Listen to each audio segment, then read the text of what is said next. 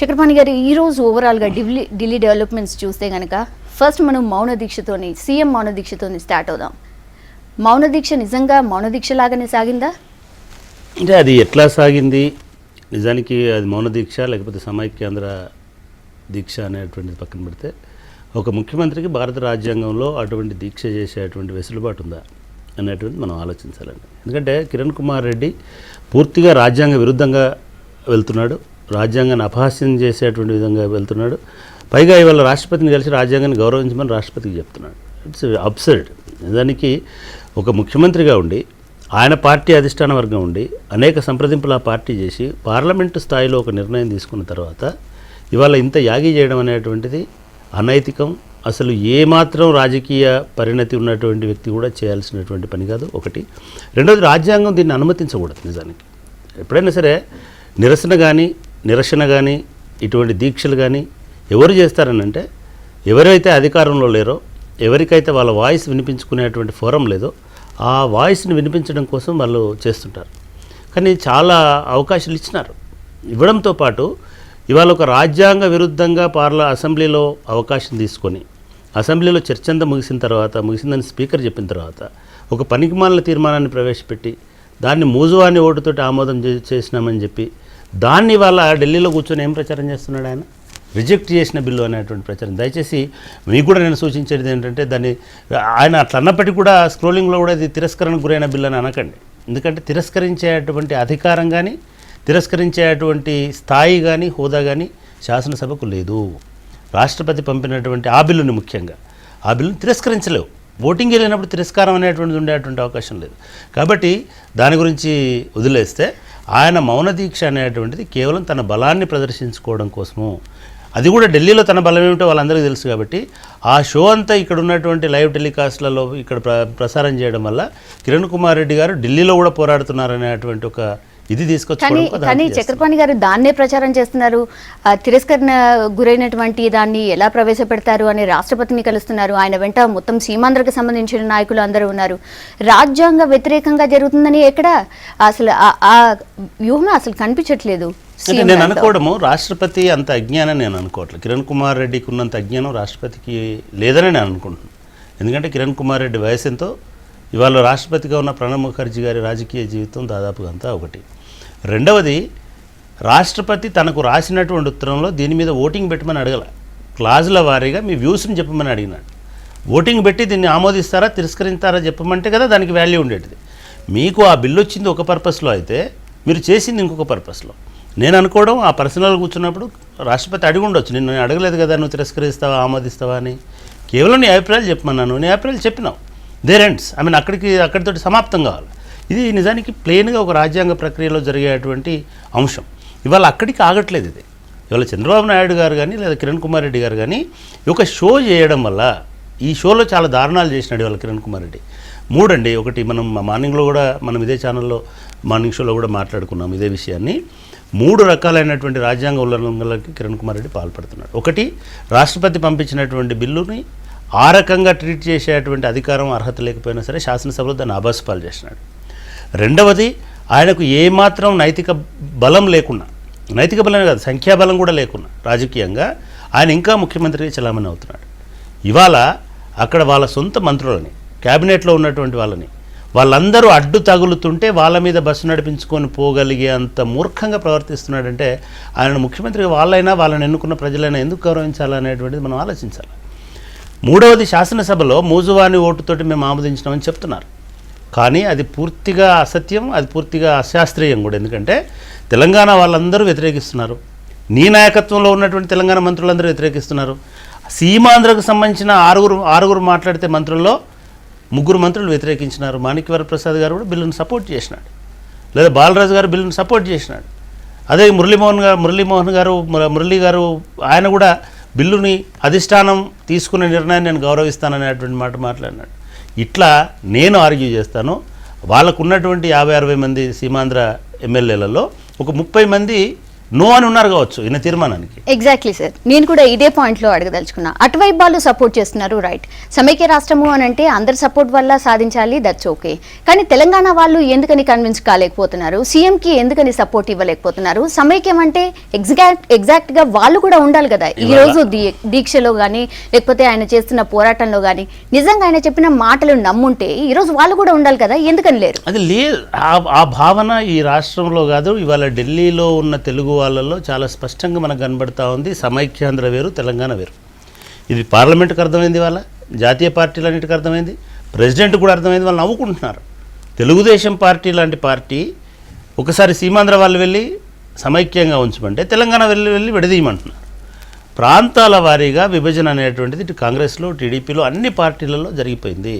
ప్రాంతాల వారీగా మనుషుల మధ్యలో విభజన జరిగిపోయిన తర్వాత ఇప్పుడు సరిహద్దులు గీయడమే ఒకటి మిగిలి ఉన్నది. ఆ విషయాన్ని బహుశా నేను అనుకోవడం కాంగ్రెస్ పార్టీ కన్విన్స్ అయి తీరాలి కూడా, లేకపోతే ఆ పార్టీకి ఏం విలువ ఉండదు, ఆ పార్టీ తీసుకున్న నిర్ణయాలకు ఏం విలువ ఉండదు. తెలంగాణ ప్రాంతంలో ఇవాల్టికి సీఎం తీసుకున్నటువంటి నిర్ణయం కరెక్టే అనేవాడు కానీ శాసనసభ్యుల్లో, మంత్రుల్లో ఎవరైనా ఉంటే సీఎంకి మనం గౌరవం ఇవ్వాలి. ఎందుకంటే ఆయన ఇక్కడ మంత్రులు కూడా సపోర్ట్ చేస్తున్నారు, ఇక్కడ ఎమ్మెల్యేలు సపోర్ట్ చేస్తున్నారని అనుకుంటుంది. కానీ మీరు గమనించండి, ఆంధ్రాలో మంత్రులు ఉన్నారు తెలంగాణ బిల్లుని సపోర్ట్ చేసేవాళ్ళు, ఆంధ్రాలో ఎమ్మెల్యేలు ఉన్నారు తెలంగాణ బిల్లుని సపోర్ట్ చేస్తున్నటువంటి వాళ్ళు, ఆంధ్రాలో రాజకీయ పార్టీలు ఉన్నాయి తెలంగాణ బిల్లుని సపోర్ట్ చేస్తున్నటువంటివి. ఇవన్నీ జరుగుతుంటే కూడా ఒక మొత్తం పార్లమెంటరీ సిస్టమ్ని అపహాస్యం చేసుకుంటూ, రాజ్యాంగాన్ని అపహాస్యం చేసుకుంటూ, అసలు నిజానికి కిరణ్ కుమార్ రెడ్డి మీద ఒక కేసు కూడా పెట్టడానికి అవకాశం ఉండేది. బహుశా అది ఈ తెలంగాణ అడ్వకేట్స్ నిన్న మొన్న కేవీటీ వేసే సందర్భంలో దాన్ని ప్రస్తావించినారు కూడా. ఆయన నేను కేంద్రాన్ని గుర్తించను, అసలు భారత రాజ్యాంగంలో రాష్ట్రాన్ని గుర్తించని కేంద్రం ఉంటుందేమో. ఆయనే సుప్రీంకి వెళ్ళే ఆలోచనలో ఉన్నారు. ఆయన ఒకటండి, ఆలోచన ఎవరైనా సరే మనం చేయొచ్చు. కోర్టుకు వెళ్ళడానికి, కోర్టు అనేది ఓపెన్, ఇది ఎవరైనా వెళ్ళొచ్చు కోర్టుకి, ఏ విషయం మీదైనా వెళ్ళొచ్చు. అది ఎంతవరకు న్యాయం, ఎంతవరకు అన్యాయం అనేటువంటిది దానికి సంబంధించినటువంటి వాదోపవాదాల మీద, జడ్జిమెంట్ల మీద ఉంటుంది. ఇప్పటికీ 1966 నుంచి ఇప్పటి వరకు కనీసం ఒక 6 డజను కోర్టు కేసులలో సుప్రీంకోర్టు చాలా స్పష్టమైనటువంటి ఆదేశాలు ఇచ్చింది. ఇది పూర్తిగా ప్రెసిడెంట్కి, పార్లమెంటుకు సంబంధించినటువంటి వ్యవహారం, దీనిలో జోక్యం చేసుకోలేము అనేటువంటి మాటని మళ్ళీ కిరణ్ కుమార్ రెడ్డి వెళ్ళడం అనేది ఎలక్షన్ స్టంట్స్ కోసం. ఎందుకంటే కోర్టులో కేసేస్తే రేపు ఎన్నికల్లో తిరిగి ప్రచారం చేసుకొని అక్కడేదో 4 సీట్లు సంపాదించుకొని బయటపడవచ్చు అనేటువంటి ఆలోచనతోటి వెళ్తే ఉండొచ్చు. కానీ ఒక్కసారి రాష్ట్రం విడిపోయి పార్లమెంట్ డిసిషన్ తీసుకున్న తర్వాత కోర్టు ఆదేశించి మీరిద్దరు కలిసి ఉండండి, మామూలు భార్యాభర్తల కేసులోనే ఇద్దరు విడిపోయిన తర్వాత మళ్ళీ మీరు కలిసి ఉండండి అని తీర్పునిచ్చేయడం అనేది ఒక ఫులిష్నెస్ అవుతుంది. అటువంటి పనులు భారత న్యాయ వ్యవస్థ చేయదని కూడా నేను అనుకుంటున్నా, గతంలో కూడా ఎప్పుడు చేయలేదు. కాబట్టి కిరణ్ కుమార్ రెడ్డి ఏమనుకున్నా కూడా ఇవాళ ఒక విధ్వంసాన్ని సృష్టిస్తున్నటువంటి ఒక ఉన్మాద ప్రవర్తనతోటి వ్యవహరిస్తున్నాడు తప్ప ఒక రాజ్యాంగాన్ని గౌరవించేటువంటి విచక్షణతో ఉన్నటువంటి ఒక రాజనీతిజ్ఞుడిగా మాత్రం కాదు. అసలు రాజకీయాలలో ఉండే నైతికత కూడా, నైతిక విలువ కూడా, నైతిక అర్హత కూడా ఆయనకు ఉందని నేను అనుకోవట్లేదు. ఎందుకంటే నేను కొంచెం హార్ష్గా చెప్పడానికి ఇంకో కారణం ఏంటంటే, ఇందాక మనం విజువల్స్లో చూసినాం, మంత్రుల్ని మగ పోలీసులు, ఆయన పర్సనల్ సెక్యూరిటీ, ముఖ్యమంత్రికి సంబంధించిన పర్సనల్ సెక్యూరిటీ, తెలంగాణకు సంబంధించినటువంటి మంత్రులను, మహిళా మంత్రుల్ని ఎంత విచక్షణారహితంగా ఇది చేస్తున్నారని. సో అటువంటి జరిగిన, అంటే ఒక చిన్న ఏదో ఇన్సిడెంట్ జరిగిన సందర్భంలోనే ముఖ్యమంత్రులు వచ్చి మామూలు పౌరులకు జరుగుతున్న దిగ్భ్రాంతిని వ్యక్తం చేసేటువంటి పరిస్థితుల్లో ముందు సీట్లో కూర్చొని కిటికీలోంచి చూస్తూ వీళ్ళని ఎట్లా తోస్తున్నారు, ఎట్లా కొడుతున్నారు అనేటువంటి దృశ్యాలు చూస్తున్నప్పుడు నిజంగా సిగ్గుపడాలి ఆ ముఖ్యమంత్రి. తన కొలువులో ఉన్నటువంటి మంత్రుల మీద అటువంటి దాడులు చేయించడం అనేటువంటి ఒక ముష్కర తత్వానికి ఒక నిదర్శనంగా. కానీ ఆ ఫీలింగ్ ఎక్కడ కనిపించలేదండి. వాళ్ళు అక్కడ అలా పోలీసులందరినీ వాళ్ళని తోసుకుంటూ వెళ్తున్నప్పటికీ కూడా ఆయన బస్సులో నుంచి సైగ చేస్తున్నాడు ఇలా అని, సాధించామని. సో దీన్ని ఎలా చూడాలి? మహిళా మంత్రులు వాళ్ళంతా కూడా ప్రజాప్రతినిధులు, మహిళా మంత్రులుగా నిజంగా అంటే సమైక్య రాష్ట్రంలో మహిళా మంత్రులుగా ఈ రోజు ఆయన క్యాబినెట్లో ఉన్నందుకు వాళ్ళు ఏం అనుకుని ఉండొచ్చు? అంటే ఒక్కటండి, ఒక పరిష్కారం ఉంది, కానీ ఆ పరిష్కారాన్ని వాళ్ళు ఎందుకు ఎంచుకోవట్లేదు నాకు అర్థం కావట్లేదు. నిజంగానే కిరణ్ కుమార్ రెడ్డి పీడను విరగడ చేసుకోవడానికి వాళ్ళ చేతిలోనే ఆయుధం ఉంది. ఇప్పటికీ రాజ్యాంగం అమల్లో ఉంది భారతదేశంలో, ఆంధ్రప్రదేశ్లో కూడా ఉంది. వాళ్ళు నేరుగా అక్కడే ఉన్న రాష్ట్రపతికి కానీ లేదా ఇక్కడికి వచ్చి గవర్నర్కి కానీ మాకు ఈ ప్రభుత్వంలో రక్షణ లేదు, మేము ఈయన మంత్రివర్గంలో కొనసాగేటట్టుగా లేము, ఈ మాటని కనుక వాళ్ళు ప్రత్యక్షంగా, మీరు ఒకటి కర్ణాటకలో యడ్యూరప్పని కూలదోయడానికి ఒక 5 శాసనసభ్యులు మాత్రమే గవర్నర్ దగ్గరికి వెళ్ళారు. వెళ్ళి లెటర్స్ ఇచ్చినారు, మేము ఈయన ప్రభుత్వానికి మేము మద్దతు ఉపసంహరించుకుంటున్నాం. భారత రాజ్యాంగం ప్రకారం, భారత రాజ్యాంగమే కాదు, డెమోక్రటిక్ ప్రిన్సిపల్ ఏమిటంటే ప్రజల విశ్వాసాన్ని సంపూర్ణంగా పొందలేని ఏ వ్యక్తి కూడా ఒక్క అర నిమిషం కూడా అధికారంలో ఉండడానికి వీల్లేదు, అది రాజ్యాంగ ఉల్లంఘన అవుతుంది. కాబట్టి ఈ 10 మంది మంత్రులు వెళ్ళి, లేదా తెలంగాణకు సంబంధించినటువంటి 50 మంది శాసనసభ్యులు ఆయనకు మద్దతు ఇస్తున్నటువంటి వాళ్ళు 48 మంది ఎంతో ఉన్నారు, వాళ్ళందరూ వెళ్ళి మేము ఆయనకు మద్దతు ఉపసంహరించుకుంటున్నాం, ఆయన ఒక్క క్షణం కూడా ఈ అధికారంలో కొనసాగడానికి వీలు లేదు అని కనుక ఒక రిప్రజెంటేషన్ ఇస్తే, ఒక లెటర్ ఇస్తే తక్షణమే కిరణ్ కుమార్ రెడ్డి పదవిని వదులుకొని పోవాల్సినటువంటి పరిస్థితి వస్తుంది.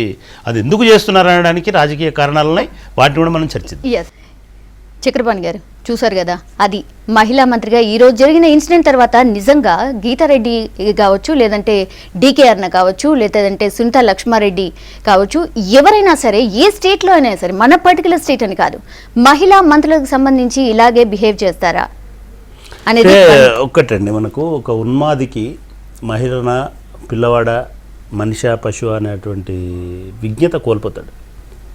I'm sorry to use this word, but ఇవాళ కిరణ్ కుమార్ రెడ్డి ప్రవర్తన అనేది ఉన్మాది కంటే అధమంగా ఉన్నది అని నేను స్పష్టంగా చెప్పదలుచుకున్నాను. ఆయన ప్రవర్తనను గమనించిన ఒక సోషియాలజీ టీచర్గా చెప్తున్నాను. ఒక ముఖ్యమంత్రి తన ముందే మహిళల్ని ఆ రకంగా తొక్కుతుంటే సిగ్గుపడాలండి ఆయన. నిజానికి ఆయన కొంత విజ్ఞత ప్రదర్శించి 2 మెట్లు బస్సు దిగి వచ్చి ఎగ్జాక్ట్లీ మీరు ఆగండి అని వాళ్ళకి చేతులు జోడించి, అమ్మ మీరు పక్కన పోండి, నేను వెళ్ళిపోతాను, మనం ఘర్షణ పడొద్దు, మనందరం ఒకటే క్యాబినెట్, ఈ మాత్రం విజ్ఞత లేనివాడు ముఖ్యమంత్రికి ఎట్లుంటాడు, అటువంటి వాడి ఆదేశాలను మనం ఎట్లా పాటిస్తామండి? I'm very sorry. ఒక మహిళలని ఈ రకంగా ఢిల్లీలో ప్రధానమంత్రి గారు కూడా ఖండిస్తున్నారు దాన్ని. మహిళలని ఈ రకంగా చేసి, నేను మార్నింగ్ ఒక మాట అన్నాను, వివేక్ గారు ఉన్నారు దాంట్లో, మనకి ఇందిరాగాంధీ పంజాబ్ విభజన సందర్భంగా భింద్రేన్వాలా అనేటువంటి ఒకరిని పంపించింది. ఈ భింద్రేన్వాలాని పంపించి కాంగ్రెస్ వ్యవహారాలను చక్కదిద్దరా బాబు అని ఒక యువకుడు, ఉత్సాహవంతుడు, అక్కడ ఉన్నటువంటి కాంగ్రెస్లో ఉన్నటువంటి ఫ్లూయిడ్ సిచ్యువేషన్ని ఇచ్చేసి లీడ్ చేస్తాడు అనుకుని పంపించింది. కానీ అదే భింద్రేన్వాలే ఆ ఇందిరాగాంధీ నిర్ణయానికి వ్యతిరేకంగా పంజాబ్ కోసం పోరాడేటువంటి ఒక యోధుడుగా తయారై చివరికి ఇందిరాగాంధీని పొట్టలు పెట్టుకునేటువంటి పరిస్థితి తీసుకొచ్చినాడు. మార్నింగ్ అడిగినారు సతీష్ చంద్ర గారు, ఈయన ఆంధ్ర భింద్రేన్వాలా అని అంటారా మీరని. ఇప్పుడు అనాల్సి వస్తున్నది, ఆంధ్ర భింద్రేన్వాలా కంటే ఎక్కువ కూడా క్రూరత్వం ప్రదర్శిస్తూ ఉన్నాడు. ఎప్పుడు ఏ ఉగ్రవాది కూడా మహిళల్ని, నిజంగానే చెప్తున్నాను, జిహాదీ కావచ్చు, లేకపోతే ఇంకోళ్ళు కావచ్చు, లేకపోతే ఒక సిక్కు తీవ్రవాది కావచ్చు, మహిళల్ని ఈ రకంగా ట్రీట్ చేయడం అనేది చూడలే. నీకు రాజకీయ విజ్ఞత ఉంటే నీ సిద్ధాంతం మీద పోరాడు, మీ హక్కుల కోసం పోరాడు, మీ ప్రాంతం కోసం పోరాడు. మీ ప్రాంతం కోసం ప్రాణాలు ఇచ్చినటువంటి పొట్టి శ్రీరాములు వారసత్వం ఉన్నది నీకు. పొట్టి శ్రీరాములు కానీ, లేకపోతే ఆ తర్వాత నీ ప్రాంతం కోసం పనిచేసిన ఎవడు కూడా మహిళల్ని ఇట్లా తొక్కమని చెప్పాల. నిజంగా కూడా చాలా షేమ్ఫుల్ డే అండి ఇవాళ. నిజంగానే ఒక మంత్రి ఆ స్థాయిలో లాగి కింద పడేసి ఆ 30 సంవత్సరాల రాజకీయాలు, మహిళనే కాదు, అది మంత్రినే కాదు, ఏ మహిళనైనా సరే ఆమె నిజానికి వాళ్ళ ఒక అందరూ ఆలోచించాల్సినటువంటి సమయం కూడా ఆసనమైంది. ఇంతకాలం ఉద్యమకారులు అంటేనో, హింసాకారులు అంటే హింసాకాండ చేస్తారనో, ఇంకోటి అనేక మంది మహిళలను తొక్కించినారు. వాస్తవం తెలంగాణ ఉద్యమం. అంటే మంత్రులపైనే ఇలాంటి దౌర్జన్యం చేస్తూ ఉంటే అసలు అంటే నార్మల్ ప్రజలకు ఎలాంటి సైన్ వెళ్తుంది? ఒక సీఎం స్థాయిలో ఉన్న వ్యక్తి ఇలాంటి వ్యవహారం చేస్తుంటే, మంత్రే కన్నీళ్లు పెట్టుకుంటుంటే సామాన్య జనం పరిస్థితి. నేను అనుకోవడం ఈ రోజుతో కిరణ్ కుమార్ రెడ్డి గారి చాప్టర్ క్లోజ్ అయి ఉంటుంది. ఒక భారతదేశంలో ఢిల్లీలో ఒక మంత్రి మీద అటువంటి అఘాయిత్యం చేసినటువంటి ముఖ్యమంత్రిగా ఆయన లైఫ్లో ఒక చీకటి రోజు ఇది కాబోతుంది. డెఫినెట్గా కాంగ్రెస్ అధిష్టాన వర్గం, ముఖ్యంగా సోనియా గాంధీ గారు డెఫినెట్గా రెస్పాండ్ అవుతారని అనుకుంటున్నాను. ప్రైమ్ మినిస్టర్ గారు రెస్పాన్స్ వచ్చింది కాబట్టి కిరణ్ కుమార్ రెడ్డిని ఇంకా సహించేటువంటి పరిస్థితి లేదు. ఈ తన ఉన్మాద ప్రవర్తనతోటి నేను అనుకోవడం తెలంగాణ విషయంలో, తెలంగాణ బిల్లు విషయంలో ఇంకొంచెం సుగమం చేస్తున్నాడేమో కిరణ్ కుమార్ రెడ్డి తన మార్గాన్ని ఇవాళ చేసినటువంటి చర్యల వల్ల అనేటువంటిది అర్థమవుతుంది. నేషనల్ మీడియాకి డబ్బులు ఇచ్చి మేపుతున్నాడు. ఇక్కడ ఉన్నటువంటి లోకల్ మీడియా ఆంధ్ర రక్తంతో ఉప్పొంగి ఇదైపోతున్నది కాబట్టి వీళ్ళకి ఇవన్నీ చాలా సిల్లీగా కనబడవచ్చు. ముఖ్యమంత్రి నేను ఇవాళ మధ్యాహ్నం నేను ఇంటికి వెళ్ళిన తర్వాత సాయంత్రం చూస్తుంటే ఆయన మాట్లాడిన చెత్త మాటలను 5 సార్లు ముఖ్యమంత్రి ఏమన్నాడో విందాం అని ఒక 5 సార్లు వేసినటువంటి మీడియా సిగ్గుపడుతున్నాను. నేను ఒక 10 సంవత్సరాల నుంచి మీడియాలో నేను విశ్లేషకుడుగా ఉన్నాను, ఈ సీమాంధ్ర మీడియాలో. కానీ దాన్ని 5 సార్లు వేసుకుంటూ చూపిస్తున్నారు. కానీ మరి మహిళల మీద ఇట్లా చేసినారనేటువంటిది చేయలేదు. తెలంగాణ సమాజం ఒకటండి, ఈ స్థాయికి వచ్చిన తర్వాత ఇంకా వెయిట్ చేయడం, ఇంకా సహించడం అనేది అవసరం లేదు. మనకు ఎందుకు సహనం ఉంది తెలంగాణ ప్రజలకి, తెలంగాణ సమాజానికి అంటే ఇంకో 2-3 రోజులు అయితే పార్లమెంట్ ఒక నిర్ణయం తీసుకుంటుంది కాబట్టి తొందరపడాల్సినటువంటి అవసరం లేదని. ఒకవేళ పార్లమెంట్లో ఏమైనా తేడా వస్తే, ఒకవేళ ఇదే పరిస్థితి ఇట్లా కొనసాగితే ఆంధ్రాకు సంబంధించిన అహంకారులు, ఆంధ్రాకు సంబంధించినటువంటి కిరణ్ కుమార్ రెడ్డి లాంటి వ్యక్తులు ఎవడు తెలంగాణ గడ్డ మీద ఉండడానికి వీల్లేదు. అటువంటి స్థాయిలో ఉద్యమాన్ని తీసుకుపోతే తప్ప మన గౌరవాన్ని మనం నిలబెట్టుకున్నటువంటి వాళ్ళం కాదు. చాలా అన్యాయంగా, దురుసుగా, చాలా దుర్మార్గంగా ప్రవర్తిస్తున్నాడు. ఇవాళ ఏపీ భవన్లోనే ఇటువంటి పరిస్థితి ఉంటే నీ మందబలంతో ఇవాళ అటువంటి ఇది చేస్తే రేపు నువ్వు హైదరాబాద్ రావాలి కదా.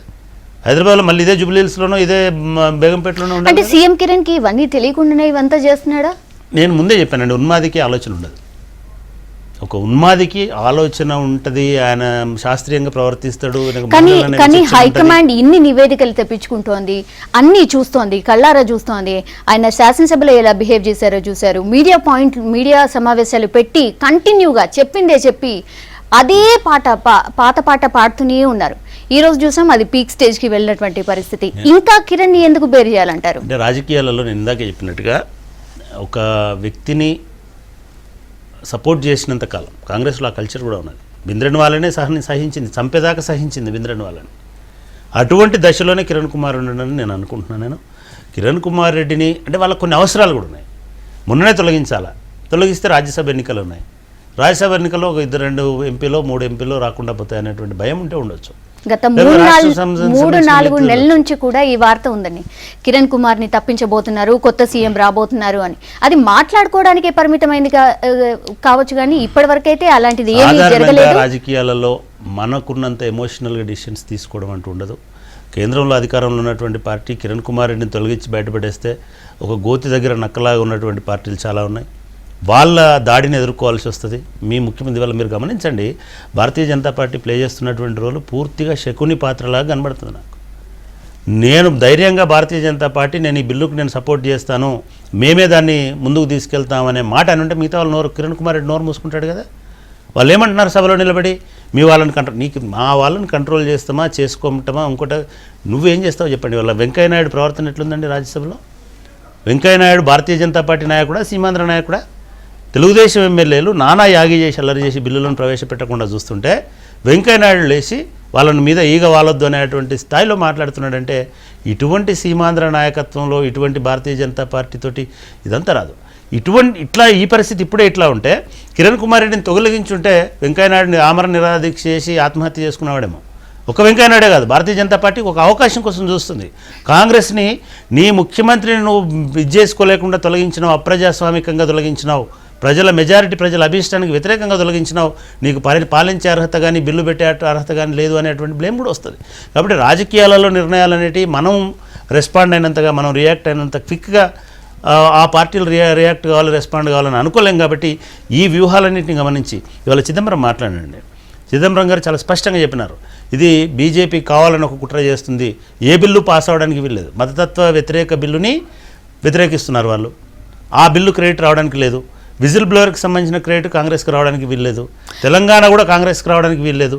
ఇవన్నీ ఇప్పుడు పార్లమెంట్లో అడ్డుకొని రేపు ఎన్నికల ప్రచారంలో ఇవన్నీ వైఫల్యాలుగా చూపించేటువంటి ప్రయత్నాన్ని భారతీయ జనతా పార్టీ ఒక పెద్ద స్కెచ్ తోటి ఉన్నదనేటువంటిది నిన్న ఇవాళ మొన్న 4 రోజులు వరుసగా మీరు గమనించండి. మొన్నేమో నరేంద్ర మోడీతో మాట్లాడించినారు, తర్వాత అరుణ్ జైట్లీతో మాట్లాడించినారు, తర్వాత చంద్రబాబు నాయుడు కలిసిన తర్వాత రాజ్నాథ్ సింగ్తో మాట్లాడించినారు. మనకు చాలామంది మన బతుకమ్మ అని, మన ఆడబిడ్డ అని అనుకున్నటువంటి సుష్మా స్వరాజ్ మీడియాలో చిలక పలుకులు పలుకుతూ ఉంది.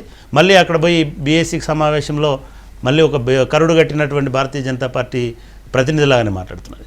ఇది పూర్తిగా రాజకీయ జూదంలో తెలంగాణను ఒక పావుగా వాడుకోవాలని భారతీయ జనతా పార్టీ కూడా చూస్తుంది. కాబట్టి బహుశా కాంగ్రెస్ పార్టీ కూడా కొంత సహనంతో ఈ ముఖ్యమంత్రిని భరించేటువంటి పరిస్థితుల్లో ఉన్నదని నేను అనుకుంటున్నా.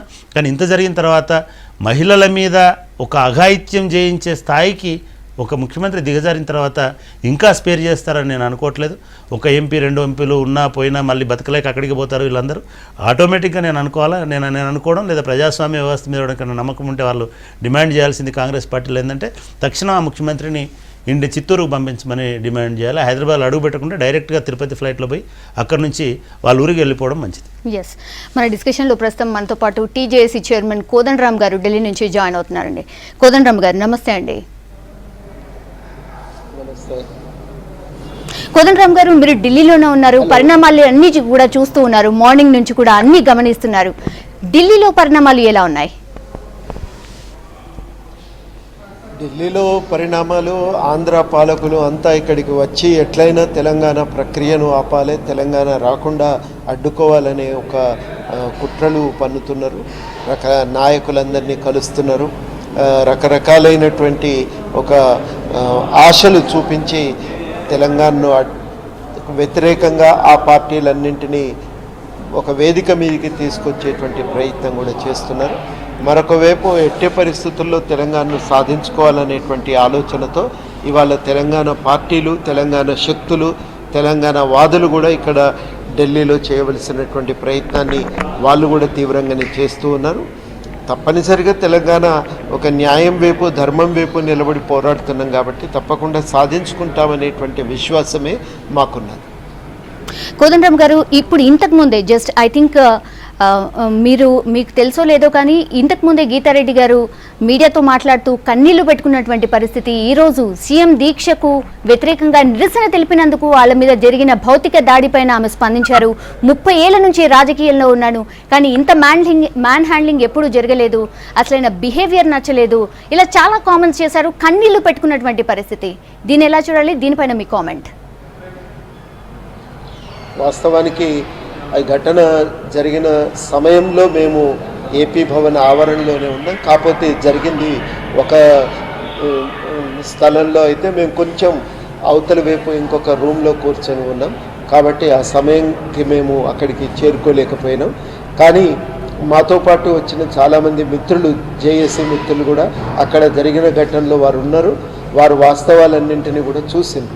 ఇవాళ ముఖ్యమంత్రి గారు దీక్ష చేయడానికి బయలుదేరుతుంటే మరి వాళ్ళు కూడా క్యాబినెట్, సహచర క్యాబినెట్ మంత్రులు కాబట్టి వారందరూ కూడా ముఖ్యమంత్రి క్యాన్వాయ్కి అడ్డం తగిలి, అసలు నువ్వు మనమందరం ఒక గవర్నమెంట్లో ఉండగా మమ్మల్ని కాదని ముఖ్యమంత్రిగా స్వతంత్రంగా ఎట్లా వ్యవహరించగలవు అని అడగటానికి అనుకుంటా వారందరూ కూడా మరి వెళ్ళి వాహనానికి అడ్డం నిల్చున్నారు. వాహనానికి అడ్డం నిలబడితే అంటే చాలా శోచనీయమైన విషయం ఏంటంటే ఆడ మగ వయసుతో నిమిత్తం లేకుండా పోలీసులు బరబర ఈ గుంజి అక్కడి నుంచి తీసుకుపోయి వాళ్ళందరినీ ఎత్తిపారేసిండ్రని అందరు కూడా అక్కడ ఉన్న వాళ్ళందరూ కూడా చెప్తున్నారు. ఒక పావు గంట 20 నిమిషాల కంటే వీళ్ళు ఎవరు కూడా అక్కడ నిరసన తెలుపలేని పరిస్థితి. వాస్తవానికి ఇది ఆంధ్ర భవనే, అందరూ ఎమ్మెల్యేలు ఇక్కడే ఉన్నారు. ముఖ్యమంత్రి గారేమో తాను ఒక ప్రత్యేక విమానంలో వస్తాడు, ఇక్కడ ఏసీ బస్సులు ఏర్పాటు చేస్తాడు, అన్నింటికీ కూడా ఇక్కడ ఏపీ భవన్లో సౌకర్యాలు కల్పిస్తారు. కానీ ఒక ప్రభుత్వం తరఫున మాట్లాడుతున్నప్పుడు ఆ ప్రభుత్వంలో భాగమైన మాకు సంబంధం లేకుండా నువ్వు ఎట్లా ఈ మాటలు చేస్తావు, ఈ నిరసన కార్యక్రమాలు తీసుకుంటావు అని నిలదీయటానికి సహచర మంత్రులకు ఒక హక్కు ఉంది. ఆ హక్కును కూడా ఇలా గౌరవించని పరిస్థితి. మంత్రులు అనేటువంటి విషయాన్ని కూడా చూడకుండా, వయసుతో నిమిత్తం లేకుండా వాళ్ళ ఆడవాళ్ళనే విషయాన్ని కూడా మర్చిపోయి మరి వాళ్ళని పోలీసులు మీదబడి ఒక గుంజుకపోయి చాలామంది కింద పడ్డారు, చాలామందికి గాయాలు తగిలినాయి. పోలీసులు బూట్లతో తొక్కితే వేళ్ళు పలిగిపోయినాయి. ఇంత ఒక దుర్భరమైనటువంటి రీతిలో ఇవాళ ఇక్కడ పోలీసులు ఏపీ భవన్లో వ్యవహరించారు. ఇక్కడ స్థానికంగా వచ్చినటువంటి పిల్లలందరినీ కూడా బ్యారికేడ్లు పెట్టి వాళ్ళను ఒక దిక్కు నిలువరించేటువంటి ప్రయత్నం. సరే, ఏది జరిగినా ఈ ఘటన నుంచి కొన్ని విషయాలు మనకు స్పష్టంగా అర్థమవుతున్నాయి. మొట్టమొదటి విషయం ఏంటంటే ఈ ప్రభుత్వం, ఆంధ్ర పాలకులు తమ అధికారాన్ని ఎట్లా ఉపయోగిస్తారు అనేది అర్థమవుతున్నది. ముఖ్యమంత్రి ఏకపక్షంగా వ్యవహరిస్తున్నాడు. క్యాబినెట్ సహచరుల యొక్క ఆమోదం లేకుండా అధికారాన్ని ఇష్టారాజ్యంగా ఉపయోగిస్తున్నాడు, దుర్వినియోగం చేస్తున్నాడు. నిన్న మొన్నటి దాకా అందరూ నిజాం ప్రభు గురించి మాట్లాడినారు, కానీ ఇవాళ మన ముఖ్యమంత్రి అంతకంటే నియంతవలే ఇవాళ వ్యవహరిస్తున్నాడు అనేది మనకొకటి స్పష్టంగా అర్థమైంది. రెండవది, ఎట్టి పరిస్థితుల్లో వాళ్ళు మంత్రులైనా, ఆడవాళ్ళైనా, పెద్దవాళ్ళైనా తెలంగాణ గురించి మాట్లాడినా, తెలంగాణ గురించి ఒక నిలదీయటానికి ముఖ్యమంత్రి దగ్గరికి వెళ్ళినా వారు సహించరని, మీదబడి దాడులు చేస్తారని, అక్కడ ఎటువంటి ప్రజాస్వామిక ప్రక్రియకు అవకాశం ఉండదనేది ఇవాళ మనకు చాలా స్పష్టంగా అర్థమైంది. మూడవది, మనకు చాలా స్పష్టంగా అర్థమవుతున్నటువంటి విషయము పోలీసులు ఎట్లా వ్యవహరిస్తున్నారనేది. ఇవాళ వాస్తవానికి అనేక మంది తెలంగాణ యువకుల పట్ల, యువతుల పట్ల ఇదే రీతిలో పోలీసులు వ్యవహరించారు. అదంతా ఒక ఎత్తు అయితే స్వయంగా ఒక మంత్రి పైనే సహచర మంత్రి పైనే అధికారాన్ని ఈ రకంగా ఉపయోగించడం కూడా మనం ఇవాళ చూస్తున్నాం. తెలంగాణ ఉద్యమం పట్ల ప్రభుత్వ యంత్రాంగం అనుసరిస్తున్నటువంటి తీరు ఇవాళ మనకు స్పష్టంగా కొట్టవచ్చినట్టుగా ఢిల్లీ పురవీధుల్లో మనకు ఇవాళ చాలా అందరికీ అర్థమయ్యేటట్టుగా ఇవాళ కనబడింది. ఇప్పటికైనా మంత్రులు ఈ విషయాన్ని చూసిండ్రు, అనుభవించిండ్రు. ఇక ఈ మంత్రితో తెగాయించడానికి వాళ్ళు కూడా ఇంకా ధైర్యంగా సిద్ధపడి ఎక్కడికక్కడ నిలువరించడానికి వాళ్ళు కదలవలసినటువంటి అవసరం ఉన్నది. ఇది ప్రారంభమే అనే ఆలోచనతో వారు ఉంటే దీన్ని కొసదాకా తీసుకుపోవటానికి కూడా వాళ్ళు కదలాలి అని మనం గ్రహించాలి. ఇవాళ ఏం జరుగుతున్నది ప్రపంచమంతటా ముఖ్యమంత్రి చేసే నిర్ణయం ఏదో మొత్తం ప్రభుత్వ నిర్ణయంగా వారు చేస్తున్న నిర్ణయానికి సర్వజనామోదం ఉన్నట్టుగా ఇక్కడ ఢిల్లీలో కొన్ని పత్రికలు వారికి తెలుసో తెలియకనో లేదా ముఖ్యమంత్రికి ఉండేటువంటి పలుకుబడి కారణంగా ఆ పత్రికలకు తప్పుడు సమాచారం ఇచ్చే రాయిస్తున్నారు. మొత్తానికి అట్లాంటి ఒక ప్రచారం అయితే జరుగుతున్నది. కానీ ఇవాళ జరిగిన ఘటనను మరి మీడియా కనుక గమనించి ఉంటే ఇవాళ వాస్తవానికి ఆంధ్రప్రదేశ్లో ఈ ఘర్షణ ఇది ఏదో కేవలం కేంద్రము రాష్ట్రానికి సంబంధించిన వ్యవహారం కాదు. తక్కువ సీట్లు కలిగినటువంటి వెనుకబడినటువంటి ఆర్థికంగా అణిచివేయబడినటువంటి ఒక ప్రాంతము తన అస్తిత్వం కోసం చేస్తున్న ఒక పోరాటం, దాన్ని అణిచి తమ ఆధిపత్యాన్ని నిలబెట్టుకోవటానికి మరోవైపు అభివృద్ధి చెందిన ప్రాంతం పలుకుబడి కలిగినటువంటి సమూహాలు ఒక ప్రయత్నం చేస్తున్నాయి అనేది మనకు స్పష్టంగా అర్థమవుతున్నది. ఈ ఘర్షణను ఈ రూపంలో చూడకుండా ఇవాళ ప్రజాస్వామ్యంలో మనం ఎటువైపు నిలబడాలనేది తేల్చుకోవటం సాధ్యం కాదు. స్పష్టంగా ఇవాళ తెలంగాణ ఉద్యమం ప్రజాస్వామికీకరణ దిశగా సమాజాన్ని నడిపించడానికి తోడ్పడుతున్నది. కాబట్టి మనం ప్రజాస్వామ్యాన్ని విస్తరింపజేసే ప్రక్రియలోనే భాగం కావాలి. రేపు ఇదే అధికారాన్ని ఆధిపత్యాన్ని రేపు పార్లమెంట్లో కూడా ఉపయోగిస్తారు. ఇష్టారాజ్యంగా పార్లమెంటు నడవనీయరు, అడ్డుకుంటారు. రకరకాలైనటువంటి ఎత్తుగడల్లో పార్లమెంటు సమావేశాలు నడవకుండా చేసి మొత్తం తెలంగాణ రాకుండా చేయాలని చూస్తారు. ఇదేదో ఒక కేంద్రానికి రాష్ట్రానికి సంబంధించిన ఘర్షణ కాదు, ఒక బలహీన వర్గానికి ఒక ఆధిపత్య శక్తులకు జరుగుతున్నటువంటి ఘర్షణ చూడగలిగితే ఇవాళ ఆంధ్ర పాలకులు మొన్నటిదాకా అసెంబ్లీలో చేసిన ప్రయత్నం కానీ రేపు పార్లమెంట్లో చేసేటువంటి ప్రయత్నం కానీ అది కేవలము ఆధిపత్యాన్ని కాపాడుకునేటువంటి ఒక ప్రయత్నంగా చూడవలసి ఉంటుంది. ఆ ప్రయత్నానికి వ్యతిరేకంగా నిలబడి అణిచివేయబడిన సమూహాలే కూడా అవకాశం, వారి గొంతుకు వినిపించుకోవటానికి కూడా ఒక అవకాశం అనేది కల్పించకపోతే మరి ప్రజలకు ప్రజాస్వామ్యం పైన, రాజ్యాంగం పైన, పార్లమెంటరీ వ్యవస్థల పైన విశ్వాసం కోల్పోయే అవకాశం ఉంది. అది దీర్ఘకాలికంగా చాలా నష్టదాయకమైనటువంటి పని.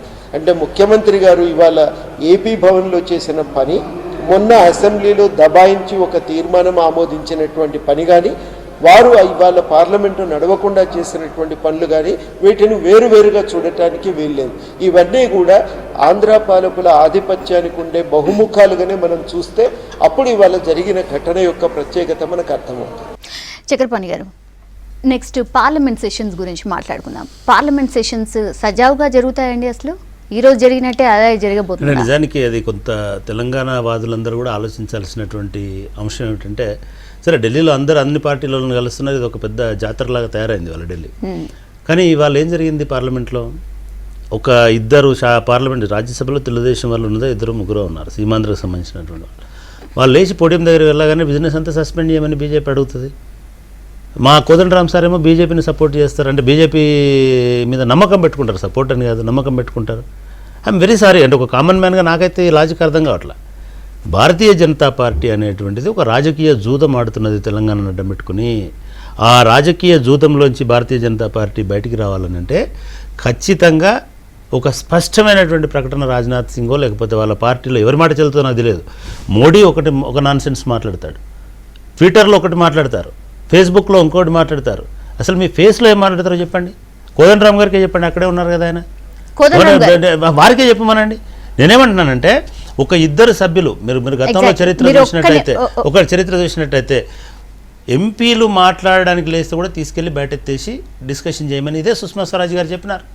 ఇది మన సకల జనుల సమ్మె జరిగినటువంటి సందర్భంలో, ఇక్కడ మన ట్యాంక్ బండ్ దగ్గర ఇది జరిగినటువంటి సందర్భంలో, సాగరహారం సందర్భంగా అటువంటి సుష్మా స్వరాజ్, అటువంటి వెంకయ్యనాయుడు వాళ్ళని ముట్టుకుంటే మేము ఊరుకోమని అంటే మీరు అసలు షెడ్యూలా, మీరు సారథులా? నాకు అర్థం కావట్లే. అంటే మీరు మీ సారథ్యం ఎటువైపు తీసుకెళ్తున్నారు? ఇది చాలా ప్రమాదకరంగా మారబోతున్నది. ఇది బీజేపీ కనుక దారిలోకి రాకపోతే బీజేపీ కనుక స్పష్టత ఇవ్వకపోతే తెలంగాణ ప్రజలు బీజేపీని క్షమించడానికి కూడా మనకు టైం ఉండదు. ఎందుకంటే 3 రోజులు గట్టిగా సోమవారం మంగళవారం మాత్రమే ఉందండి. 17 నుంచి బిజినెస్ మన చేతిలో ఉండదు, బడ్జెట్ చేతిలో ఉంటుంది. మీ పాయింట్ మీన్నే కోదండరామ్ గారు స్పందిస్తారు. కోదండరామ్ గారు విన్నారు కదండి చక్రపాణి గారి కామెంట్. ఇప్పుడు ఒక విషయం అండి, పార్లమెంటు వేదికగా మహబూబ్ నగర్లో పబ్లిక్ మీటింగుల్లో కానీ తెలంగాణ ప్రాంతంలో జరిగిన పబ్లిక్ మీటింగుల్లో కానీ బీజేపీ నాయకులు స్పష్టంగా తెలంగాణ 2014లోపే సాధించుకునే దిశగా మా మద్దతు ఉంటుంది అని అన్నారు. 2014 లోపలనే సాధించడానికి మా వంతు కృషి కొనసాగుతుంది, దానికి మా సహకారం ఉంటుందని చెప్పింది. 2014 లోపల కాంగ్రెస్ ఇవ్వకపోతే మేము తప్పనిసరిగా అధికారంలోకి రాగానే తెలంగాణ ఏర్పాటు చేస్తామని కూడా హామీ ఇచ్చింది. పదే వారు ఆ మాటకు మేము కట్టుబడి ఉన్నామని ప్రకటిస్తున్నారు. మేము విశ్వసిస్తున్నాం ఇది అమలు చేస్తారని, కట్టుబడి ఉంటారని మేము విశ్వసిస్తున్నాం. ఒకవేళ ప్రజలకు ఇచ్చినటువంటి వాగ్దానాన్ని ఏ పార్టీ తప్పించుకున్నా, దాన్ని నుంచి పక్కకు తప్పుకున్నా, ప్రజాక్షేత్రంలో వాళ్ళు తప్పనిసరిగా ప్రజల నుంచి వ్యతిరేకతను అనుభవించవలసి వస్తుంది కదా. అంతకంటే మించి నేను పదే చెప్తున్న మరొక విషయం ఏంటంటే, ఒక ప్రజాస్వామ్యం మీద నమ్మకంతో తమ సమస్యలకు పరిష్కారం దొరుకుతుందనేటువంటి ఆశతో ఇవాళ తెలంగాణ ప్రజలు ఉన్నారు. నేను అనుకునేది ఏమంటే, చాలా పెద్ద నష్టం ఎక్కడ జరుగుతుంది అంటే, ప్రజలకు మొత్తం పార్లమెంటరీ వ్యవస్థల మీదనే విశ్వాసం కోల్పోతారు. అది దీర్ఘకాలికంగా మొత్తం భారతదేశానికే అరిష్టాన్ని తీసుకొస్తుంది. కాబట్టి అట్లా చెయ్యరని మేము అనుకుంటున్నాం. చేస్తే తప్పకుండా జేఏసీ దానికి వ్యతిరేకంగా నిలబడుతుంది, పోరాడుతుంది. జేఏసీ అందరినీ ఇంతవరకు కలిసి ఉన్నాం, తప్పకుండా కలిసి ఐక్యంగా పోరాటం చేసే దిశగా అన్ని శక్తులను కలుపుకపోయే ప్రయత్నం చేయవలసి ఉంటుంది. జేఏసీ పైన ఉన్నటువంటి బాధ్యత, జేఏసీకి ఉన్నటువంటి కర్తవ్యం. మేము కలిసే ఉన్నాం, తప్పకుండా బిల్లుకు సహకరిస్తామని మాతో చెప్తున్నప్పుడు మా వంతు కృషి అందరం కలిసికట్టుగా నిలబడి బిల్లును ముందుకు తీసుకుపోయే ప్రయత్నం చేస్తాం. కలిసి రాకపోతే తప్పనిసరిగా ప్రజాక్షేత్రంలో ఎవరు తెలంగాణ విషయంలో మోసం చేసినా, ద్రోహం చేసినా వాళ్ళందరూ కూడా తెలంగాణ ప్రజల ముందే దోషులుగా నిలబడవలసి వస్తుంది కదా. ఆ సమయము అట్లాంటిది కనుక ఏదైనా జరిగితే జేఏసీ ఎందుకు కోరుకుంటుందండి? కానీ జరగదనేటువంటి ఒక ఆలోచనతో, విశ్వాసంతో మేమున్నాం. సార్, ఒకటి సమస్య ఏంటి సార్ అంటే, మీరు నిజంగానే ఇప్పుడు మీరు థియరిటికల్గా చాలా స్పష్టంగా చెప్తున్నప్పటికీ మనకున్న టైంలో ఇంత ఒక రోజు వ్యర్థమైన, ఒక గంట వ్యర్థమైనా కూడా, ఒక గంట వేస్ట్ అయినా, ఒక రోజు వేస్ట్ అయినా కూడా మనకి ఇబ్బంది కలిగించేటువంటి పరిస్థితి కనబడతాం. ఎందుకంటే 2 బడ్జెట్లు ఉన్నాయి, 5-6 ఆర్థిక సంబంధమైనటువంటి బిల్లులు ఉన్నాయి, వాళ్ళకు కావాల్సిన బిల్లులు కొన్ని ఉన్నాయి, ఎలక్షన్లకు పోవాల్సినటువంటి. మనకు హార్డ్లీ 2-3 రోజుల కంటే తెలంగాణ బిల్లు మీద సమయం రావట్లేదు. ఇదే స్టాండ్ని కనుక బీజేపీ ఇట్లనే కంటిన్యూ చేస్తే, ఇవాళ వెంకయ్యనాయుడు స్టాండ్నే రేపు సుష్మా స్వరాజ్ కూడా పార్లమెంట్లో కంటిన్యూ చేస్తే నిజంగానే చాలా గుండె బయలుపోతే తెలంగాణకు సంబంధించినంత వరకు. అది మీకు కూడా తెలుసు. కాబట్టి వాళ్ళని వార్న్ చేయడము, వాళ్ళని నిలదీయడము, వాళ్ళని మీరిచ్చిన మాటను ఇప్పుడు మనకు ఒకసారి ప్రజాక్షేత్రం అనేటువంటిది మళ్ళీ 2019 దాకా రాదు. భారత ప్రజాస్వామ్యంలో 14 తర్వాత 19 దాకా రాదు. నేనేమన్నానంటే, ఈ 5 రోజులు వాళ్ళని ఎట్లా బ్యాలెన్స్ చేయాలి, వాళ్ళని ఎట్లా హ్యాండిల్ చేయాలి? ఈ తెలంగాణ బీజేపీ నాయకులు ఏం చేస్తున్నారు? కిషన్ రెడ్డి ఇక్కడ హైదరాబాద్లో ఎందుకుంటాడు? కిషన్ రెడ్డి అక్కడ వెళ్ళి కూర్చొని దీక్ష ఎందుకు చేయడు? అంటే ఒక చంద్రబాబు నాయుడు లాంటి ఒక పెద్ద పార్టీ, ఒక ముఖ్యమంత్రి చేసినవాడు, ప్రతిపక్ష నాయకుడు ఆ స్థాయిలో పోతున్నప్పుడు, ముఖ్యమంత్రిగా ఉన్న కిరణ్ కుమార్ రెడ్డి ఆ స్థాయిలో పోతున్నప్పుడు ఈయనేందండి? నాకు అర్థం కాదు. బీజేపీకి స్టాండ్ ఏంటి నాకు అర్థం అవ్వట్లేదు. ఒక నారాయణకున్న స్టాండ్ లేకపోతే ఎట్లా? సిపిఐ నారాయణకున్న స్టాండ్ బీజేపీకి జాతీయ స్థాయిలో మేమే తెలంగాణ తెస్తామని చెప్పింది.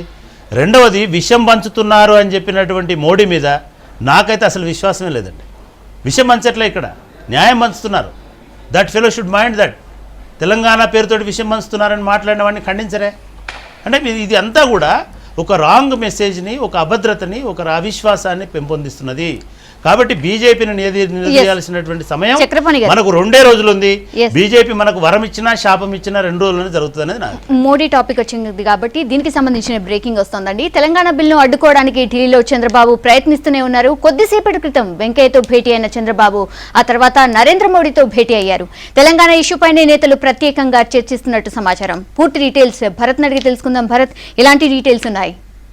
సౌమ్య, గుజరాత్ భవన్ లో కొద్దిసేపటి క్రితం నరేంద్ర మోడీతో చంద్రబాబు నాయుడు సమావేశమయ్యారు. బీజేపీ నేతలందరితో కూడా దాదాపు ఆయన సమావేశం జరిగింది. సుష్మా స్వరాజ్ అయిపోయింది, అద్వానీ, రాజ్నాథ్ సింగ్ తర్వాత ఇప్పుడు నరేంద్ర మోడీతో సమావేశమయ్యారు. ప్రధానంగా తెలంగాణ బిల్లుకు గనుక మద్దతు ఇవ్వకపోతే, బీజేపీ గనుక మద్దతు ఇవ్వకపోతే పార్లమెంట్ లో నెగ్గకపోతే గనుక సీమాంధ్రలో ఉన్న 25 సీట్లలో బీజేపీ టీడీపీ పొత్తు పెట్టుకుంటే మెజారిటీ సీట్లు మనకు వస్తాయి. మీకు కావాల్సింది సీట్లా లేక తెలంగాణ ఇస్తే కనుక లాభం ఏం లేదు. కాంగ్రెస్ పార్టీకి లాభం ఉంటుంది, టీఆర్ఎస్ కి లాభం ఉంటుంది, తెలుగుదేశం కానీ బీజేపీకి కానీ ఎట్టి పరిస్థితుల్లో లాభం ఉండదు. సో ఆంధ్రప్రదేశ్ లో హైయెస్ట్ సీట్ సాధించాలంటే మీరు తెలంగాణ బిల్లుకు మద్దతు ఇవ్వద్దని చంద్రబాబు లాబింగ్ చేస్తున్నారు. నిజానికి నరేంద్ర మోడీకి సీట్లు ఓట్లే ముఖ్యం. జనరల్ గా ఆయనకు ప్రధానమంత్రి కావాలంటే ఎన్ని ఎక్కువ సీట్లు వస్తాయన్న ముఖ్యం, కానీ ఇచ్చిన మాట నిలబెట్టుకోవడం ఇటువంటిది ఆయనకు ముఖ్యమని కూడా మనం చెప్పలేం. వెంకయ్య నాయుడు ద్వారా ఇప్పటికే మోడీకి ఆయన ఫీడింగ్ ఇచ్చారు. హైదరాబాద్ సభ తర్వాతనే మోడీ నిర్ణయం మార్చుకోమని కూడా గతంలో ఒత్తిడి ఇచ్చారు. బట్ ఆర్ఎస్ఎస్ దానికి నిరాకరించింది. క్రెడిబిలిటీ సమస్య తెలంగాణ విషయంలో ఇంతకాలం చెప్తూ వస్తున్నాం కాబట్టి ఎట్టి పరిస్థితుల్లో స్టాండ్ మార్చుకోవద్దని ఆర్ఎస్ఎస్ హెచ్చరించడంతో అప్పుడు స్టాండ్ మార్చుకోలేదు. సో మోడీ ద్వారా మరింత ఒత్తిడి తెచ్చేందుకు చంద్రబాబు ప్రయత్నిస్తున్నారు. ఏం జరుగుతుందో చూడాలి. కానీ ఖచ్చితంగా బీజేపీ స్వరంలో మాత్రం కొంత మార్పు అయితే కనబడుతుంది. సుష్మా స్వరాజ్, రాజ్నాథ్ సింగ్, అద్వానీ లాంటి వాళ్ళు కొంత పర్సనల్ గా వాళ్ళ ఫేవర్ గా ఉన్న మోడీకి ద్వారా నెట్టుకొచ్చే ప్రయత్నం చంద్రబాబు ఖచ్చితంగా చేస్తున్నారు. ముఖ్యంగా దానికి ఆయన ఏదైతే చెప్తూ వస్తున్నారో ఎన్నికల్లో లబ్ధి కోసం కాంగ్రెస్ ఇచ్చిందని చెప్తున్నారు. ఇప్పుడు ఎన్నికల్లో లబ్ధి అంశాన్ని ఆయన ప్రయోగించి మోడీని సీమాంధ్రలో 20 సీట్లకు 20కి పైగా సీట్లు వస్తాయన్న ఆశ చూపి ఆయన అడ్డుకునే ప్రయత్నం చేస్తున్నారని మాత్రం ఖచ్చితంగా చెప్పొచ్చు. వెంకయ్య నాయుడు పాత్ర దీనిలో చాలా ఎక్కువగా ఉందని మనం చెప్పాల్సి ఉంటుంది. సౌమ్య. Thank you Bharath. కోదండరామ్ గారు విన్నారు కదండి, ఏంటది ఇది మళ్ళీ కొత్త ట్విస్ట్ ఏంటి? మళ్ళీ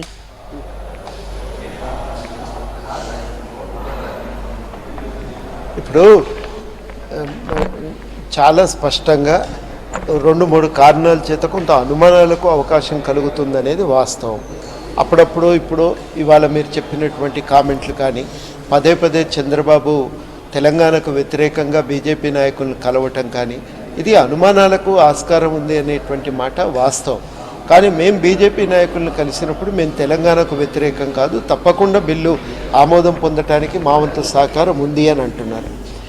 అయితే ఈ అనుమానాలను నివృత్తి చేసుకోవటానికి జేఏసీ ప్రయత్నం చేస్తున్నది. అదేవిధంగా తప్పనిసరిగా బీజేపీని మరి ఇవాళ తెలంగాణకు అనుకూలంగా వాళ్ళు ఇచ్చినటువంటి మాట ప్రకారం పార్లమెంట్లో మద్దతు సమకూర్చుకోవటానికి కూడా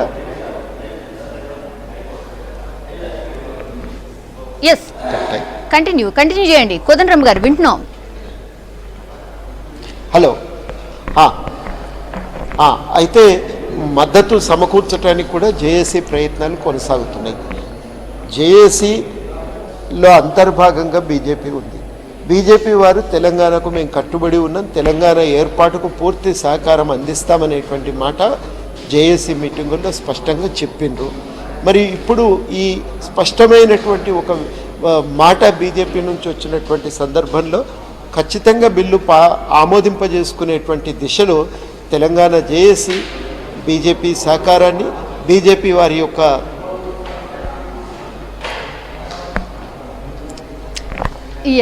మద్దతును పొందటానికి కూడా మన ప్రయత్నం ఉంటుంది. అన్ని విధాలా అన్ని అనుమానాలను నివృత్తి చేసుకోవటానికి జేఏసీ ప్రయత్నం చేస్తుంది. మేము ఇప్పుడే శత్రువర్గంలో చేరిపోయినరు అని చక్రపాణిలాగా మేము ఇప్పుడే నిర్ధారణకు రాలేము. నిన్నగాక మొన్న జేఏసీ మీటింగులో అన్ని విషయాలపై ఒక స్పష్టమైనటువంటి హామీ రాష్ట్ర బీజేపీ నాయకుల నుంచి పొందిన తర్వాత అటువంటి దానికి ఆస్కారం లేదని మేము భావిస్తూ ఉన్నాం. పరిస్థితులు మేము అనుకోవటం తప్పనిసరిగా బీజేపీ సహకారం దొరుకుతుందనేటువంటి విశ్వాసంతోనే మేము ఇప్పటి వరకు ఉన్నాం. సార్, ఇప్పుడు మాలాంటి సామాన్య ప్రజలకు ఎట్లా ఉంటుంది సార్ అని అంటే, జేఏసీలో మాట్లాడే నేతలతోటి జేఏసీ తెలంగాణ ఇచ్చేపట్టయితే మనం 5 ఏళ్ల కింద తెలంగాణ ఒక విషయం చక్రపాణి గారు ఒక్కటే మాట నేను చెప్పేదినండి. ఇప్పుడు ఇంతకాలం కలిసి పనిచేసినాం, వాళ్ళు ఒక విశ్వాసం మీరు మా మీద ఉంచండి, మేము తప్పకుండా సహకారం అందిస్తామని అంటున్నారు. సరే, ఇట్లాంటి రకరకాలైనటువంటి ప్రకటనలతో అనుమానాలు కలుగుతున్నాయి. ఆ అనుమానాలను నివృత్తి చేసుకోవటానికి మన ప్రయత్నాలను పూర్తిగా సాఫీగా మనం ఈ ఆటంకాలను అన్నింటినీ అధిగమించి బిల్లును ఆమోదింపజేసుకోవటానికి ప్రయత్నాలు ఏ స్థాయిలో జరగాలి ఆ స్థాయిలో జరగాలి కదా. మీద మాకు విశ్వాసం లేదు. మాట్లాడటానికి సందర్భము సమయము కాదు కదా. సార్ మీరు ఒక విస్తృతమైనటువంటి ఒక జేఏసీకి బాధ్యులు కాబట్టి ఖచ్చితంగా మీరు అట్లనే ప్రవర్తించాలి. నేను మిమ్మల్ని తప్పుపట్టల. కానీ మీలో భాగంగా ఉన్నామని చెప్తూ పబ్బం గడుపుకుంటున్నటువంటి ఈ రాష్ట్ర బీజేపీ నాయకుడు ఒక్కడైనా సరే ఢిల్లీ వెళ్ళి మోడీ ఇట్లా మాట్లాడకూడదని చెప్పినాడు. నాలాంటి టీవీ చూసేవాడికి వచ్చే డౌట్ అది. మోడీ ఇట్లా మాట్లాడుతున్నప్పుడు ఇక్కడ ఉన్నటువంటి బీజేపీ నాయకులు మా మోడీ తప్పు మాట్లాడుతున్నాడు అని చెప్తున్నారు. దయచేసి ఒక్క నిమిషం మీరు ఓపిక పట్టండి సార్ అని అన్నాడా? ఇదే కిషన్ రెడ్డి ప్రెస్ కాన్ఫరెన్స్ బట్టి మోడీకి తెలియదు, మేము కట్టుబడి ఉన్నాము, మేము వెళ్ళి అక్కడ అడ్డం పడతాము, పార్లమెంట్ దగ్గర మేము కాపలాగా వస్తామని అన్నాడా? కొన్ని సుష్మా స్వరాజ్ అట్లా మాట్లాడినప్పుడు ఇది మంచి పద్ధతి కాదమ్మా, మనం కట్టుబడి ఉన్నామని చెప్పినాడా? మూడవది, ఇవాళ జరుగుతున్నటువంటి తతంగం అంతా ఢిల్లీలో మీరందరూ ఉన్నారు, కేసీఆర్ ఉన్నాడు, మిగతా ఉన్నారు, వీళ్ళు ఎవరికి లేని అపాయింట్మెంట్ చంద్రబాబు నాయుడుకి ఎట్లా వస్తుందో నాకు అర్థం కావట్లే. నేను దయచేసి మీరు అర్థం చేసుకోండి, ఈ నాయుడులను నమ్మకండి.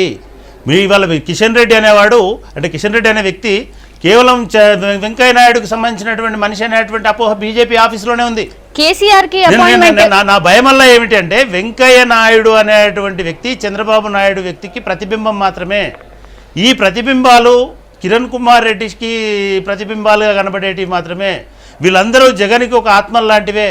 ఇవన్నీ కలిసి ఇవాళ బీజేపీని మాయ చేసేటువంటి పనిలో ఇందాక ఢిల్లీ రిపోర్టర్ చెప్పినట్టుగా వాళ్ళ దృష్టి అంతా రేపు మోడీ అనేటువంటి వ్యక్తిని ప్రధానిగా ఎట్లా చేయాలనేటువంటి దూరంలోనే కనబడుతున్నది. చూసేవాడు ఎప్పుడు తప్పు కాదండి, చూసేవాడు కామెంట్ చేస్తూనే ఉంటాడు. లోపల ఏం జరుగుతుందో చెప్పాల్సినటువంటి బాధ్యత రాజకీయాల్లో ఉన్నటువంటి ఆ పార్టీ శాఖల మీద, ఆ పార్టీకి సంబంధించినటువంటి బాధ్యుల మీద ఖచ్చితంగా ఉంటుంది. నేను తప్పుపట్టట్లే, మీతో కలిసి ఉన్న వాళ్ళని మేము పొమ్మనద్దు మీరు, కానీ మీతో కలిసి ఉన్నటువంటి వాళ్ళుగా వాళ్ళు ఏ రకంగా తెలంగాణ ఇంతమంది 5 నాయకులు మాట్లాడిన క్లిప్పింగ్స్ ఉన్నాయి మన దగ్గర. 5 అడ్డగోలుగా మాట్లాడుతున్నారు. ఏం చేస్తున్నారు జాతీయ స్థాయిలో వీళ్ళని ఇది చేయడానికి? ఒక్క వెంకయ్య నాయుడు మొత్తం చక్రం తిప్పి అడుగడుగున అపాయింట్మెంట్లు ఇచ్చుకుంటూ పోతున్నాడు. ఇది కొంచెం ఆందోళన కలిగించేటువంటి విషయం కాబట్టి మీరు ఇంకా క్లారిటీ ఇస్తారనేటువంటి ఉద్దేశంతో ఈ చర్చ తీసుకురావాల్సి వచ్చింది. రెండవది, మీరు కూడా కాదు నిజానికి కిషన్ రెడ్డి క్లారిఫికేషన్ ఇవ్వాలి రేపు పొద్దున ప్రెస్ కాన్ఫరెన్స్ పెట్టి, లేకపోతే దత్తాత్రేయ క్లారిఫికేషన్ ఇవ్వాలి, లేకపోతే విద్యాసాగర్ రావు గారు క్లారిఫికేషన్ ఇవ్వాలి. ఎందుకంటే వాళ్ళే అన్నారు కాబట్టి మేము బీజేపీ మా భుజాల మీదనే ఉంది, మేమే తీసుకొస్తామని అన్నారు కాబట్టి మీ భుజాలను కూడా లేపుకుపోతున్నారనేటువంటి బాధ, ఆందోళన ఒక రాజకీయ పరిశీలకుడిగా నా బాధ్యతగా నేను ప్రజలకు చెప్తున్నాను. కోదండరామ్ గారు, ఒకటండి, ఒకవేళ బీజేపీ మద్దతు ఇస్తే దట్స్ ఓకే ఫైన్, కానీ కాంగ్రెస్ పార్టీకి నిజంగా మెజారిటీ ఫిగర్ ఉందా? బీజేపీ ఒకవేళ మద్దతు ఇవ్వకపోతే టీ బిల్ పార్లమెంట్లో పాస్ అవుతుందా? That's a direct question.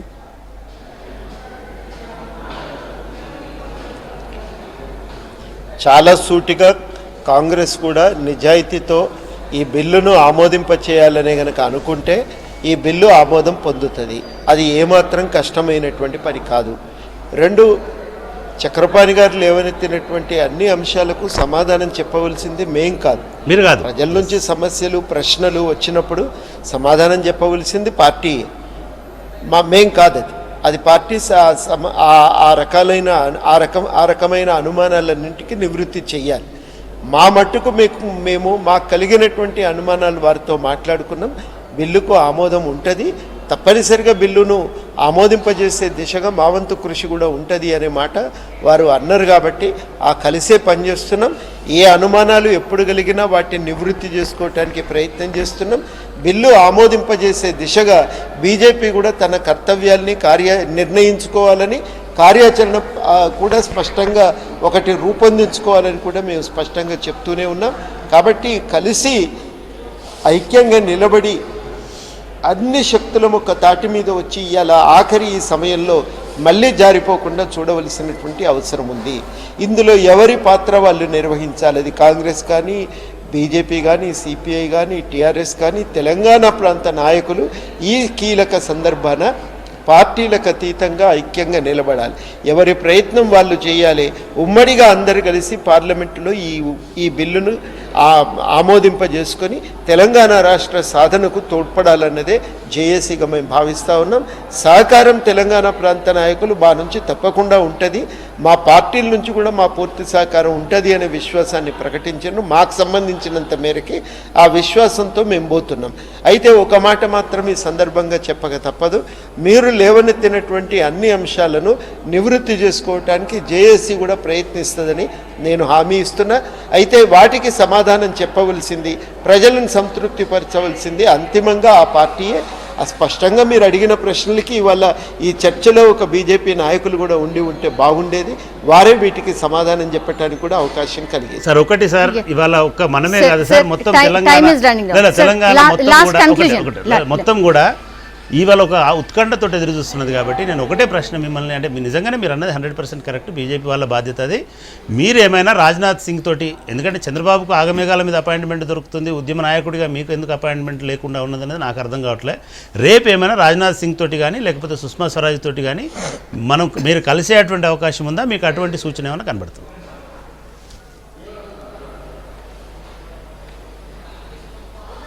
ఉంది. రేపు పొద్దున్నో రేపు మధ్యాహ్నానికో మాకు అపాయింట్మెంట్ ఇస్తామన్నారు. రేపు కలిసి మాట్లాడతాం వాళ్ళు. ఇప్పుడు సమస్య ఏమవుతున్నది అంటే రోజు రోజుకి ఇది టర్న్స్ తిరుగుతుంది. రేపు పొద్దున కల్లా న్యూస్ ఏమొస్తుంది అనేటువంటి ఉత్కంఠ ప్రజల్లో ఉంది. వాళ్ళ కోదండరామ్ గారిని మీరు లైన్లోకి తీసుకోవడం నిజంగా అప్రిషియేట్ చేయాల్సినటువంటి విషయం. వారు కూడా చాలా స్పష్టంగా వారి వైఖరిని చెప్పినారు. రేపు ఎట్లాగ అక్కడ కలుస్తామంటున్నారు. రెండవది, వాళ్ళ ఢిల్లీలో జరిగినటువంటి పరిణామాలను కూడా టీజేఏసీ ఖచ్చితంగా తీవ్రంగా తీసుకోవాల్సినటువంటి అవసరం ఉంటుంది. వీలైతే ప్రధానమంత్రిని కూడా కలిసి, సోనియా గాంధీని కూడా కలిసి అటువంటి ముఖ్యమంత్రి మీద తక్షణం చర్య, ఇది ప్రజా ఉద్యమం, మొత్తం తెలంగాణ మహిళలు. నేను ఒకటి సూటిగా చెప్పదలుచుకున్నా, మీకు టైం ఎక్కువైనా సరే, ఇదే కోదండరామ్ గారు ఒక ఉద్యమ కాలంలో ఒక చిన్న ప్రజల ఆకాంక్షను వ్యక్తం చేసినందుకే ఆయన మీద SC/ST అట్రాసిటీస్ కేసు పెట్టినారు గీతారెడ్డి గారు వంటి వారి మనుషులు. ఇవాళ ఏ కేసు పెడతారనేది కూడా నాలాంటి వాడు ఆసక్తి ఎదురు చూస్తూ ఉన్నాడు. ఎందుకంటే ఆ ముఖ్యమంత్రి మీద ఏ కేసు పెడతారు, ఆ ముఖ్యమంత్రిని ఎట్లా శిక్షిస్తారు, ఆ కిరణ్ కుమార్ రెడ్డిని ఎట్లా యాక్సెప్ట్ చేస్తారు అనేటువంటిది ఇది కాంగ్రెస్కి పరీక్ష.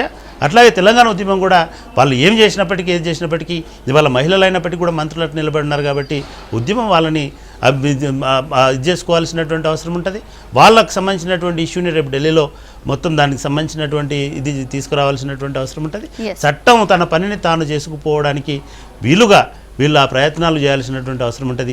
ఇటువంటి అన్టువార్డ్స్ ఇన్సిడెంట్స్ నిజానికి తెలంగాణ ఉద్యమంలో కూడా మంత్రుల మీద ఇట్లా ఈ స్థాయిలో ఎప్పుడు జరగలేదు. ఇది చాలా అవమానించదగినటువంటి విషయం.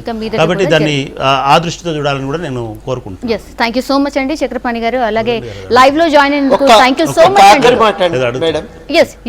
చెప్పండి. ఒక్క ఆఖరి మాట చెప్పండి. హలో, ఒక్క ఆఖరి మాట. హలో సార్, చెప్పండి సార్. ఒక్కటే మాట నేను అనేది ఏమంటే, తెలంగాణ శక్తులను